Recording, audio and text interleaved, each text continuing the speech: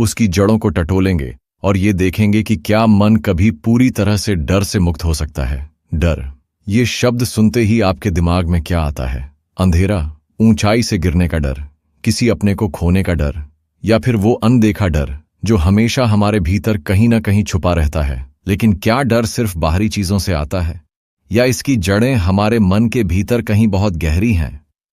कृष्णमूर्ति कहते हैं कि मन हमेशा सुरक्षा चाहता है, शारीरिक भी और मानसिक भी। एक घर हो, एक स्थायी नौकरी हो, रिश्ते स्थिर हों, लोग हमें पसंद करें, हम किसी न किसी विचारधारा से जुड़े रहें, क्योंकि ये सारी चीजें हमें एक भ्रमित स्थिरता, फॉल्स सिक्योरिटी देती हैं। लेकिन असल में क्या कोई भी चीज स्थायी है? समझिए, हम जीवन में एक अलग तरह की निश्चितता चाहते हैं। हम चाहते हैं कि हमारी नौकरी बनी रहे, हमारे रिश्ते न टूटें, हमारे विचारों को चुनौती न मिले। और जैसे ही हमें लगता है कि कुछ भी हमारे नियंत्रण में नहीं है, डर जन्म लेता है। अगर मन किसी भी चीज को स्थायी रूप से पकड़ ही नहीं सकता, तो फिर वो डर से कैसे मुक्त हो सकता है? अगर हमें लगता है कि हमारी जिंदगी स्थिर हो सकती है, तो हम एक भ्रम में जी रहे हैं, और इसी भ्रम को बचाने के लिए हम डरते हैं। तो क्या डर से मुक्त होने का मतलब है कि हम किसी भी चीज से न जुड़ें? क्या हमें किसी से प्यार नहीं करना चाहिए? किसी भी विचारधारा का हिस्सा नहीं बनना चाहिए? नहीं, बिल्कुल नहीं।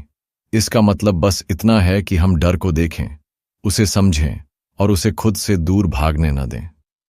कृष्णमूर्ति कहते हैं कि डर को खत्म करने के लिए डर से भागना बंद करना होगा, उसे पूरी तरह से देखना होगा जैसा वो है, बिना किसी बहाने के, बिना किसी बचाव के।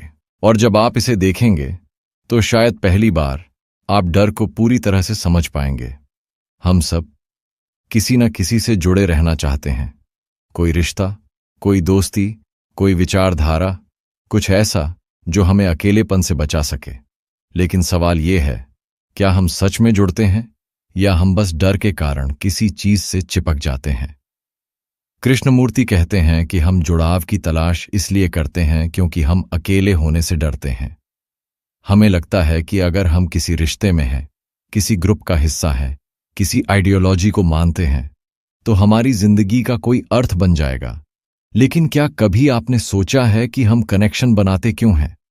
मान लीजिए आप किसी रिलेशनशिप में हैं, आपको लगता है कि यह प्यार है, लेकिन जैसे ही सामने वाला बदलता है, आपके हिसाब से नहीं चलता, आपको अनकंफर्टेबल महसूस कराता है, डर पैदा हो जाता है।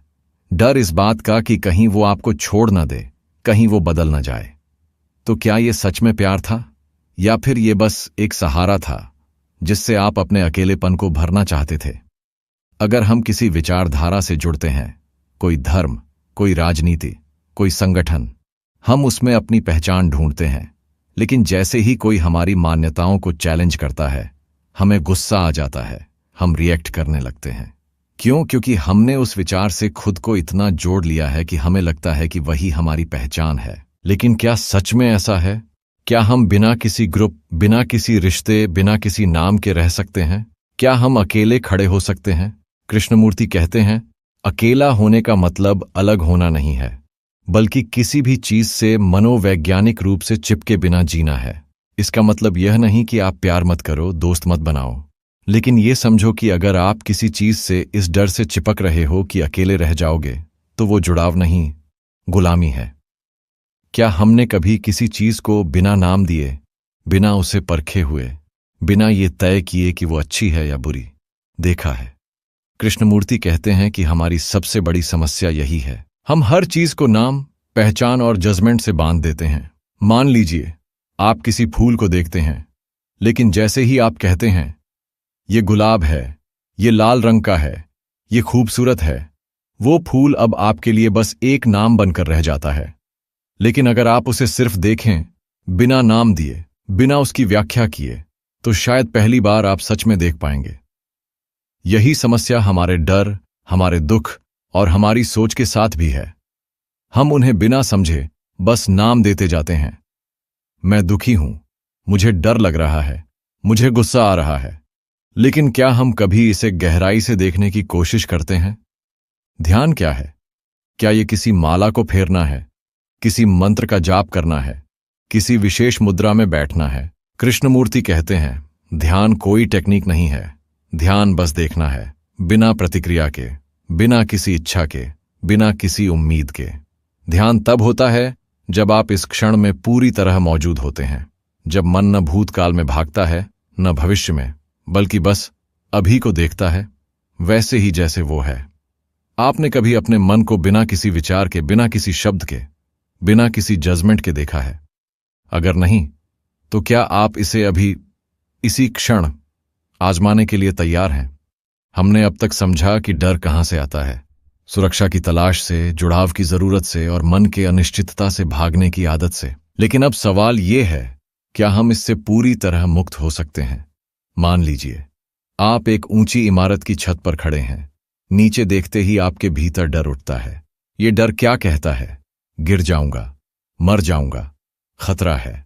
अब अगर आप ध्यान से देखें तो आपको महसूस होगा कि ये डर भविष्य की एक कल्पना है। अभी इस पल में आप गिरे नहीं हैं, लेकिन मन पहले ही गिरने के बारे में सोच रहा है।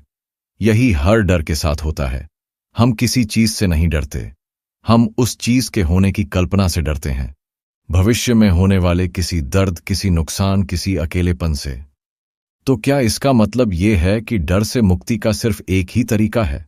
भविष्य के बारे में सोचना बंद कर दें? नहीं, कृष्णमूर्ति कहते हैं कि डर से मुक्त होने का तरीका उसे खत्म करने की कोशिश करना नहीं है, बल्कि उसे पूरी तरह से देखना है। अगर हम डर को बिना भागे, बिना बचाव किए, बिना कोई उपाय खोजे बस देखें, तो हम देखेंगे कि डर खुद ही खत्म हो जाता है। डर तब तक रहता है जब तक हम उसे दूर करने की कोशिश करते हैं, लेकिन जैसे ही हम उसे पूरी तरह से देख लेते हैं, बिना किसी व्याख्या के, बिना किसी प्रतिरोध के, तो वो खुद ही मिट जाता है। कृष्णमूर्ति कहते हैं कि डर कोई बाहरी चीज नहीं, बल्कि हमारे ही बनाए हुए विचारों की छाया है। हम उसे खत्म करने की जितनी कोशिश करते हैं, उतना ही वो हमें जकड़ता चला जाता है। लेकिन जैसे ही हम उसे बिना भागे, बिना टाल मटोल किए पूरी तरह से देखते हैं, डर खुद ही मिटने लगता है। हमारी यह बातचीत सिर्फ सुनने के लिए नहीं थी, बल्कि महसूस करने के लिए थी। अगर आप सच में इसे समझना चाहते हैं, तो सिर्फ शब्दों से संतुष्ट मत होइए, इसे खुद पर आजमाइए। आज जब भी कोई डर आए, किसी भी चीज का, तो बस उसे देखिए, बिना भागे,